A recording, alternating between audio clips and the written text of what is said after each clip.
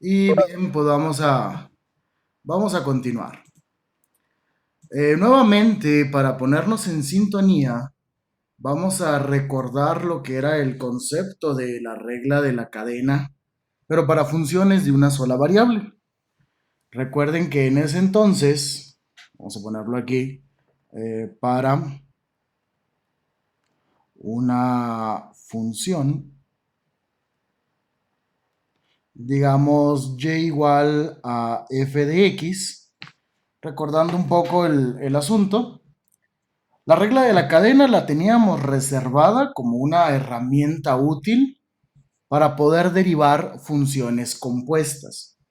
Entonces, bajo este caso, vamos a considerar, vamos a decir, considere que obviamente y es una función de x, así tal como lo tenemos, pero x a su vez es una función de una tercer variable, digamos t, por poner algún ejemplo.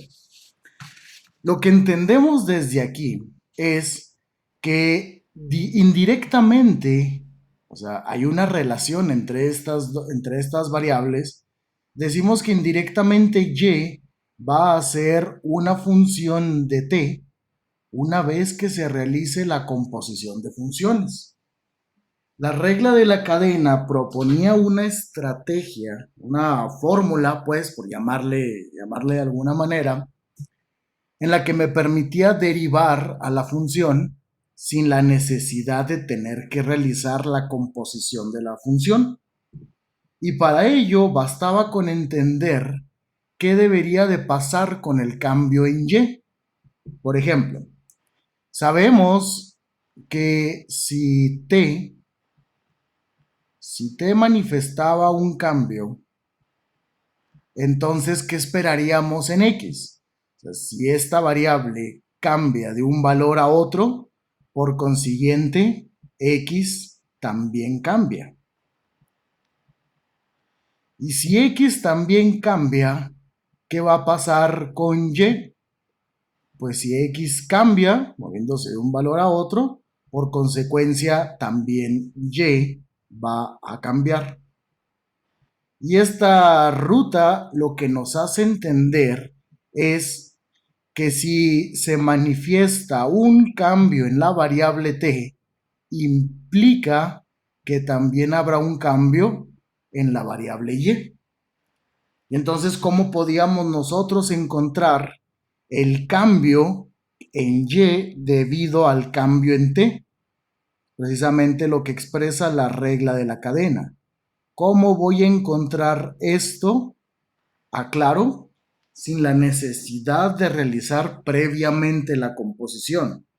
¿Por qué? Porque vemos desde acá, desde el inicio, que y no era directamente una función de t, es una función de x.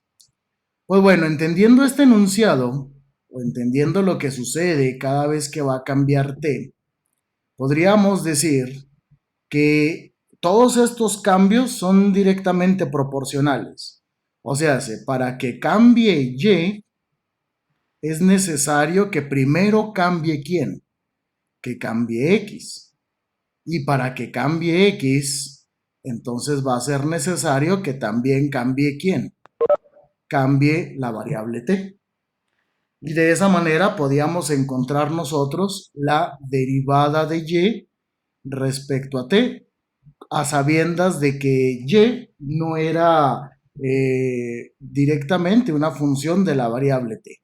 ¿Okay? Entonces, este es nuestro breve repaso de lo que es la regla de la cadena para funciones de una sola variable. Claro que ahora lo que nos interesa es extender esto mismo para funciones de dos o más variables. El asunto es que ya para funciones de dos o más variables, vamos a empezar con las de dos variables. Entonces tendremos el caso de para funciones de dos variables. Vamos a tener diferentes casos. Bueno, de hecho podrían ser el mismo, solo que lo vamos a ir dosificando de manera que podamos al final generar un enunciado o un teorema para una situación en general. Entonces, la regla de la cadena para funciones de dos variables se va a dividir en diferentes situaciones. Simplemente para poner un orden, voy a decir que analizaremos lo que vamos a llamar como caso 1. El caso 1 es muy sencillo de entender. Vamos a suponer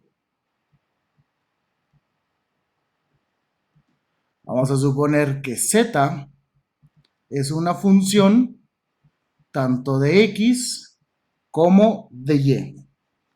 Pero ahora, tanto x como y son funciones de una tercera variable.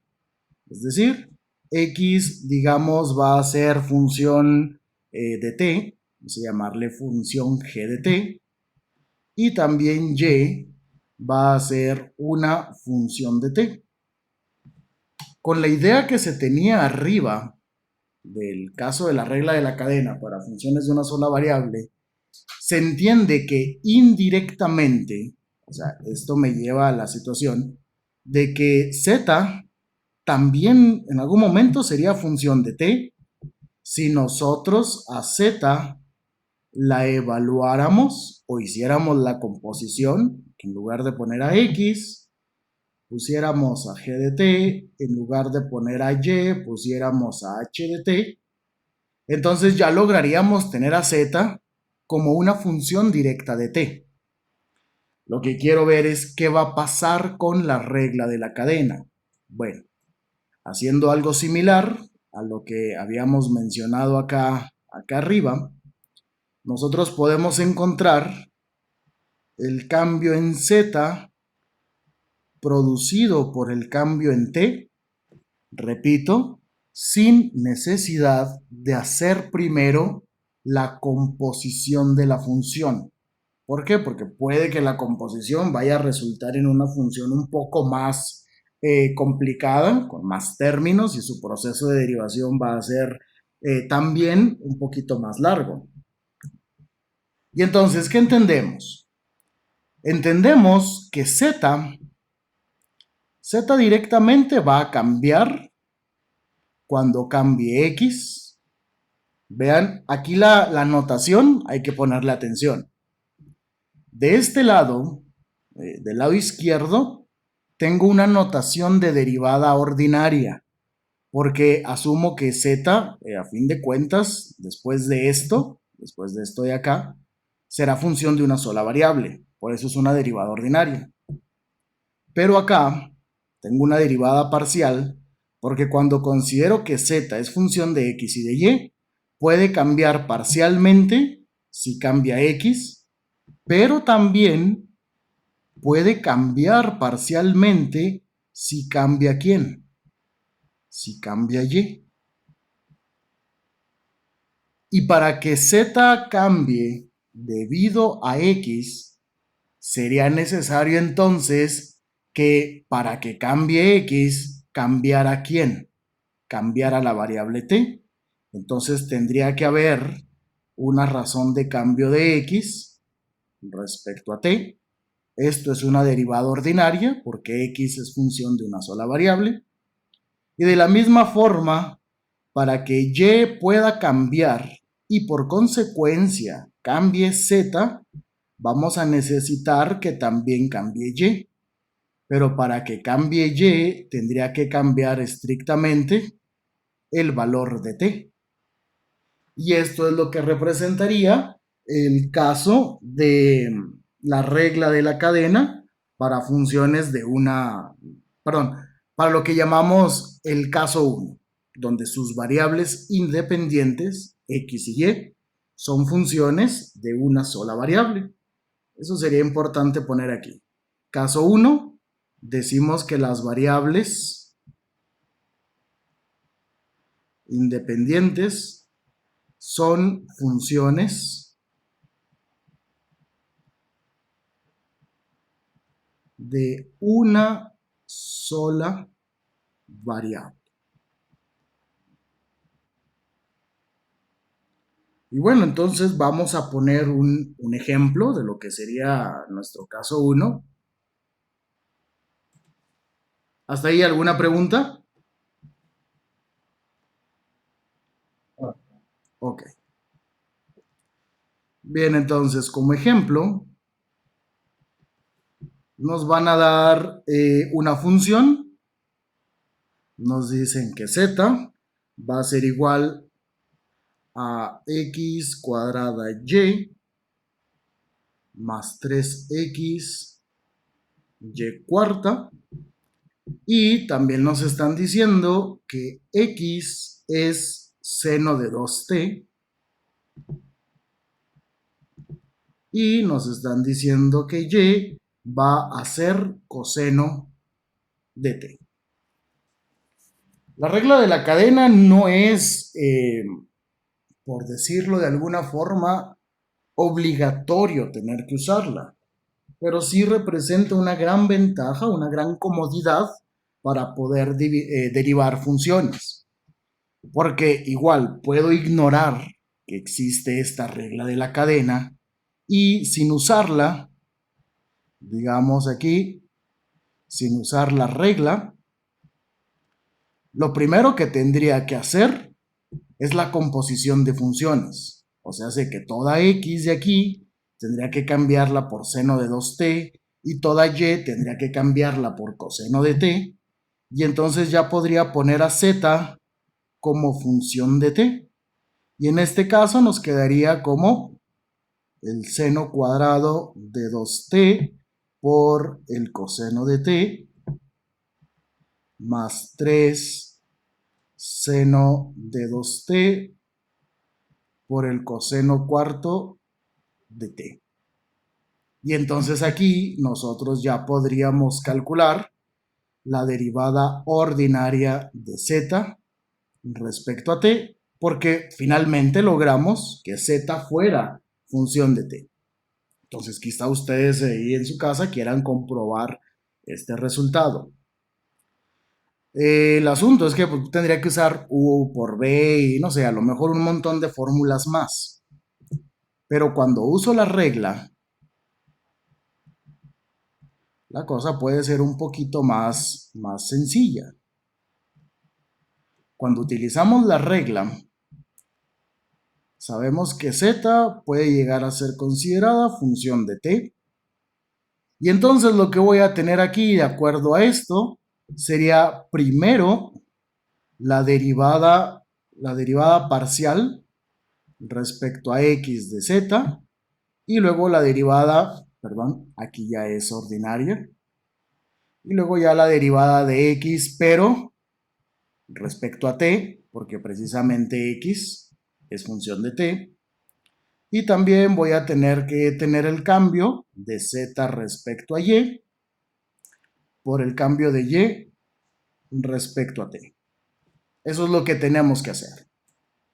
Vamos a calcular entonces cada una de esas derivadas. Luego ya al final las multiplicamos. Por ejemplo, ¿cuánto valdría la derivada de z pero respecto a x? Si aquí tenemos a z, acá en esta parte, cuando derive parcialmente respecto a x, nos va a quedar 2, Coseno. 12, no, vamos a derivar a z. Ah, Z respecto a quién? Respecto a x. Quiero primero esta parte. Acá está z, sería 2xy, porque y se saca como constante, más quién? Más 3y cuarta. Voy a derivar ahora a z, pero respecto a y. Misma expresión, si la derivo respecto a y, voy a tener x cuadrada más 12x y cúbica. Recuerden aquí, cuando se deriva respecto a x, y es constante. Cuando se deriva respecto a y, x es constante. Y se realiza el mismo procedimiento que en las derivadas ordinarias. Ahora, ¿qué me falta? Me faltan las derivadas de x respecto a t. Ahora sí, vamos a derivar a x. ¿Y qué nos quedaría? 2 coseno de 2t y la derivada de y con respecto a t. Y entonces nos quedaría que esto va a ser menos el seno de t. ¿Sí? ¿Estamos de acuerdo? Ok. Ya tengo todos los elementos, ya simplemente sustituyo en la regla de la cadena para poder decir finalmente que la razón de cambio de z respecto a t sería la derivada de z respecto a x, 2xy más 3y cuarta, por ¿quién? 2 coseno de 2t. Y luego le voy a sumar x cuadrada más 12xy cúbica por menos seno de t. ¿Sí? Perfecto.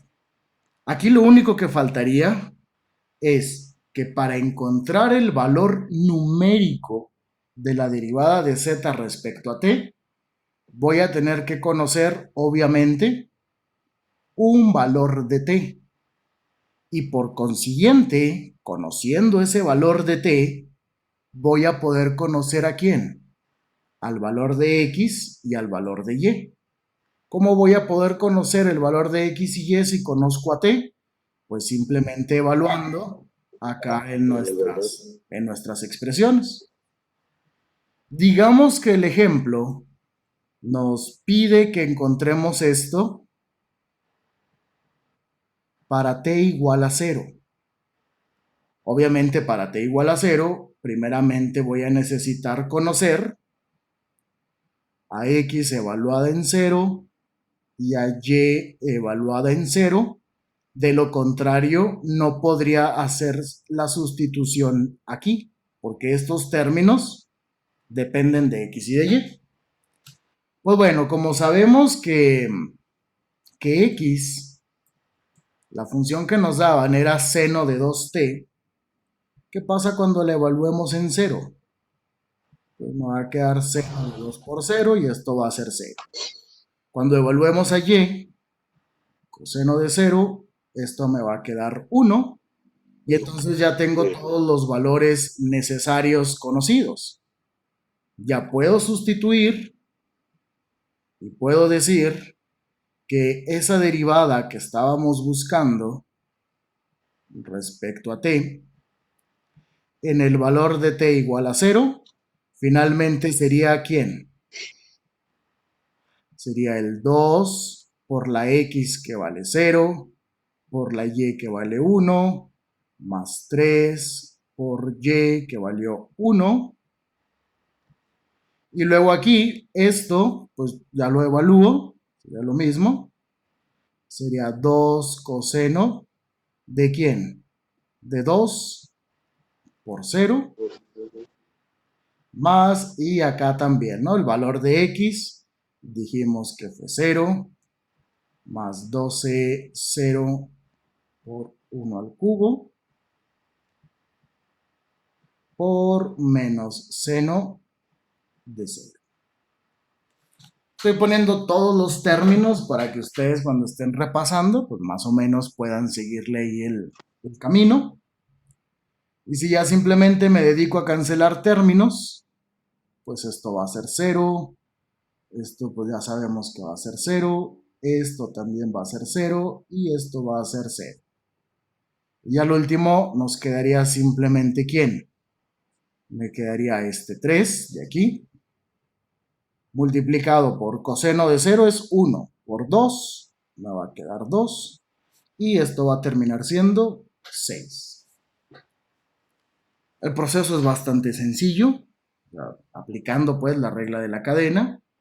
Y el resultado debería de ser el mismo, aun y cuando nosotros decidamos no usar la regla y primero realizar la composición de la función z. ¿Alguna pregunta? No. Ok. Ahora vamos a hablar del caso 2. En esta situación,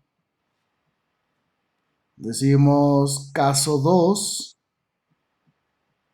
de la regla de la cadena, simplemente se refiere a que las variables independientes ahora van a ser funciones de dos variables. Tenemos una situación muy similar. Diremos que z es cualquier función que va a depender de x y de y. Pero ahora x, digamos que va a ser función de una variable s y de una variable t. Y y también será función de s y de t. El caso 2 ahora tiene dos posibles interpretaciones. ¿Por qué dos posibles interpretaciones? Porque x y y van a poder cambiar si cambia s o si cambia t. Por consecuencia, si x y y cambian debido a s, entonces z también va a cambiar debido a s. Pero si x y y cambian debido a t, entonces z también va a tener una variación debido a t. Y entonces en este caso voy a tener que expresar las dos posibles razones de cambio. Ahora sí, z va a seguir siendo una función de dos variables.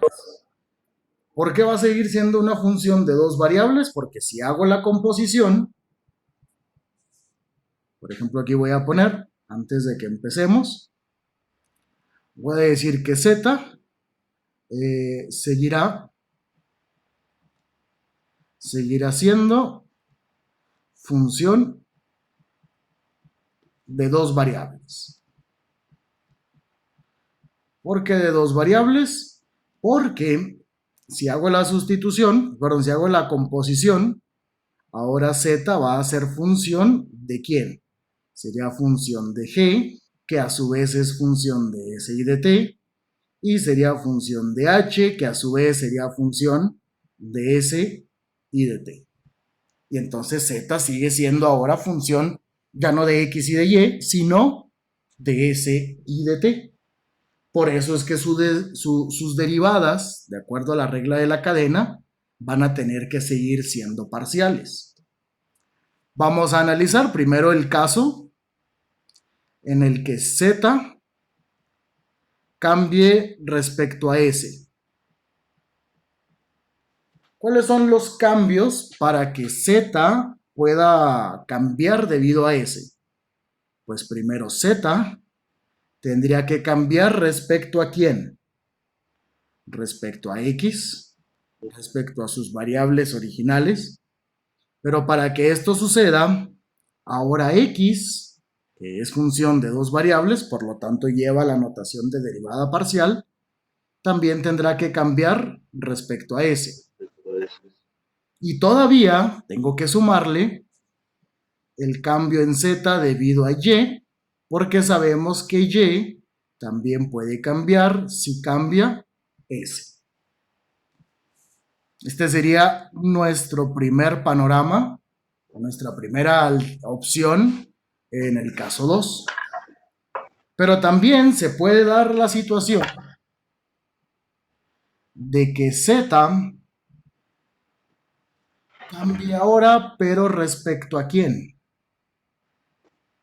Respecto a t. Y para que z cambie respecto a t, tendría que cambiar primero respecto a x.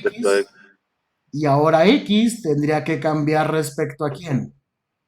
A T. Respecto a t. De igual manera, Z tendría que cambiar respecto a y Y tendría que cambiar respecto a Después de, Apenas le iba a preguntar si podía, profe, ¿Mande? apenas le iba a preguntar si se podía poner también en función de, pero ya. Ok. O sea, si podíamos hacer la composición primero. O sea que si lo podíamos escribir como lo acaba de hacer en la segunda, ponerlas todas en función de T. Ah, sí, también tengo esas dos opciones. Muy bien, gracias. Y esto más o menos nos va dando la idea, alguien está en el lobby, esto nos va dando la idea de que si ahora X y Y fueran funciones de tres variables, pues entonces tendríamos tres representaciones de posibles cambios para Z. Y si fuera de cuatro, tendríamos cuatro y así sucesivamente. La regla de la Entonces cadena, esas, perdón, entonces esas serían las posibles respuestas o qué no, serían pues los ya tendrías S que y ver qué T. te están pidiendo. O sea, si tú quieres Ah, calcular el cambio en Z debido a S, utilizarías esta primera. Pero si lo que ok. necesitas es ver cómo cambia Z debido a T, entonces calcularías esta. o sea, esas son las formas de solución. Ajá, así es, dependiendo de lo que te van a pedir. Y luego se supone que ya resolviéndolas, al final nos tienen que dar el mismo resultado las dos, ¿no? No, no necesariamente, no tienen por qué ser iguales. Evaluadas. Pues no, porque podría S valer uno y T valer 2, ¿no? O algo así. Sí, o sea, no tienen por qué ser iguales, ¿eh? Es, no sé, voy a poner un ejemplo muy banal, muy impráctico, pero vamos a suponer que tienes tú dos mejores amigos. Claro que en este ejemplo, uno de ellos es un poquito más mejor amigo que el otro. Si ambos hacen algo contra ti, reaccionas diferente debido a uno o reaccionas diferente debido a lo que te hace el otro, aunque hayan sido lo mismo. ¿Me explico? eh, O sea, no tienen por qué ser igual porque la función z puede cambiar distinto si cambia S o puede cambiar más o puede cambiar menos si cambia la variable t. Entonces, no tienen que ser iguales. Es como las derivadas parciales de z respecto a x y respecto a y.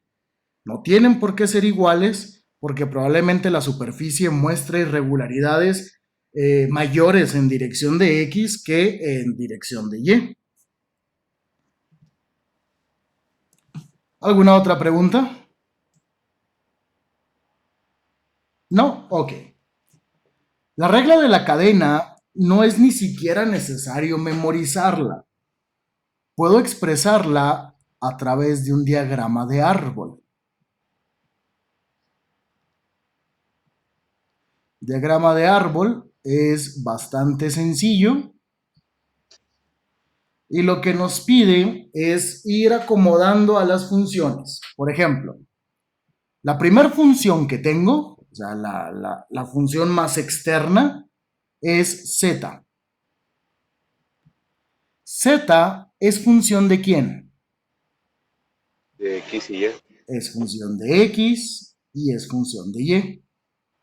Pero x es función de quién? Es función de De S y f de T.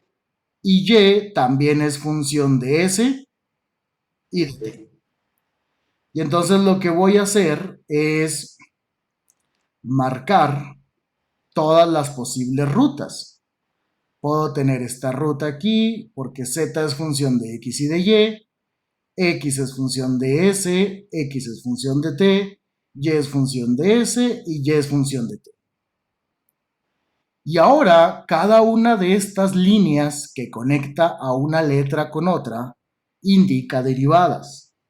Si esta línea apunta de z a x, es porque vamos a derivar a z respecto a x. Si esta línea apunta de x a s, es porque vamos a derivar a x respecto a s. Ahora esta línea que apunta de x a t indicaría la derivada de x respecto a t. Y con la misma idea, esta línea indicaría la derivada de z respecto a y. Esta sería la derivada de y respecto a s. Y esta sería la derivada de y respecto a t. ¿Y eso para qué me va a servir? Porque si lo que yo quiero es una u otra derivada, por ejemplo, que nos pidan aquí encontrar la derivada de z respecto a s, tendría que marcar todas las líneas que me lleven hasta la variable s. Sería esta parte de aquí. Y luego me debería de ir ¿a dónde? ¿Hacia la izquierda o hacia la derecha? Tendría que irme hacia la izquierda. De igual manera, tendría que hacerlo hacia el otro lado. Este primero de aquí. Y luego en este punto tendría que irme hacia la izquierda. Y lo que voy a hacer es la suma de los productos. Toda la rama, es decir, todo esto que tengo aquí, toda esta rama se van a multiplicar. Y voy a sumar entonces todas las ramas, perdón, voy a sumar el producto de todas las ramas que recorrí. ¿Cuáles derivadas voy a multiplicar? La de z respecto a x, la de x respecto a s, esa es la primera rama, y le voy a sumar la otra rama que sería la derivada de z respecto a y por la derivada de y respecto a s. Y si ustedes comparan estas dos expresiones, esta de aquí con esta de acá, pues se dan cuenta que son exactamente las mismas. ¿Qué tuve que hacer para ello? Primero, multiplico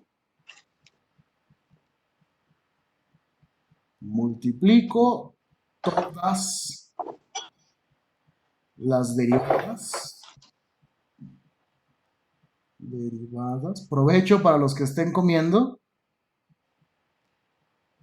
De cada rama. Ok, con rama me refiero al camino o a la trayectoria que ustedes recorren para llegar de z hasta la variable respecto a la que van a derivar. Y ya que hago esos productos, pues simplemente voy a tener que sumar todos los productos. Esta parte de aquí representa lo que podemos llamar la rama 1, o sea, esto de acá, esta es la rama 1, y esto de acá sería la rama 2, que vendría siendo todo esto que está acá encerrado. De tal manera que nosotros ya podríamos ir generalizando qué va a pasar con el tercer caso de la regla de la cadena. Si ahora x y y fueran funciones de 3 variables, pues me serviría más el diagrama de árbol que memorizar cada una de las fórmulas. ¿Hay alguna duda respecto a cómo poder utilizar el diagrama de árbol para generar las ecuaciones de la regla de la cadena? Okay. No. Vamos a hacer un caso ya más general. Bueno, antes de eso, vamos a poner un caso 3 nomás para que esto amarre. El caso 3, ahora decimos z va a ser función. Es más, vamos a poner un caso 3. Vamos a decir que f es función. Bueno, no, mejor voy a quitar la z. Voy a decir que u va a ser una función de x, de y y de z. Y ahora x va a ser función, no sé, voy a llamarle función f1, ¿de quién? De r, de s y de t. Y será otra función llamada f2, también de r, de s y de t. Y z será una tercera función en términos de r, s y t. ¿Cuántas posibles derivadas parciales voy a tener? Ahora voy a tener 3. U puede cambiar de respecto a R, U va a cambiar respecto a S, o U va a cambiar respecto a T. Y aquí es más fácil utilizar el diagrama de árbol. Nuestra primera función sería ¿quién? Sería U.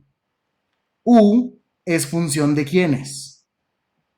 De X, de Y y de Z. Y tanto X, Y y Z ahora son funciones de R, de S y de T. Bueno, voy a ponerlo mejor en vertical. Creo que quedaría un poco más acomodado.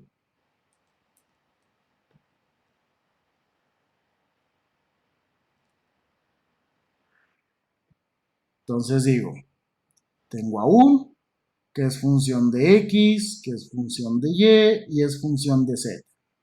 X es función de R, de S y de T. Y es función de R, S y T. R, S y T. Voy a marcar todas las posibles caminos. Voy a tener estas 3 primeras rutas. Y luego aquí voy a tener estas otras 3 rutas. Aquí tendría estas otras 3 rutas. Y lo mismo para Z. Recuerden que cada rama representa la derivada de una función respecto a la variable a la que apunta nuestra línea. Entonces vamos a suponer que nosotros queremos la derivada de U, pero respecto a, no sé, respecto a S. Voy a marcar todas las rutas que me llevan a eso. Primero sería U a X. Y luego después sería ¿quién? Sería de U a X. Y luego después de X a S. Después tendría U a Y y luego de Y a S. Y finalmente de U hasta Z y de Z hasta S. Y entonces, ¿cómo nos quedaría la derivada de U respecto a S? Esta primer línea, voy a numerarlas nomás para saber los términos que vamos poniendo. Bueno, no, mejor de una vez los pongo porque ustedes van a repasar. Esto sería la derivada de U respecto a X. Y en este camino debo de multiplicarlo por ¿quién? Por la derivada de X respecto a S. Aquí está, derivada de X respecto a S. Listo, ya terminé con esa rama. Le sumo ahora la otra rama, que sería la derivada de U respecto a Y. Y lo multiplico por la derivada de Y respecto a S. Ya terminé con esa rama. Ahora continúo con la otra, que sería la derivada de U respecto a Z. Y lo multiplico por la derivada de Z respecto a S. ¿Qué sería este de acá? Derivada de Z con respecto a S. Y ya de esa manera ustedes no necesitan memorizar fórmulas. Simplemente pueden hacer sus diagramas de árbol. y podrían encontrar la derivada de z o de u o de lo que sea, la derivada de la función respecto a cualquiera de las variables que necesite.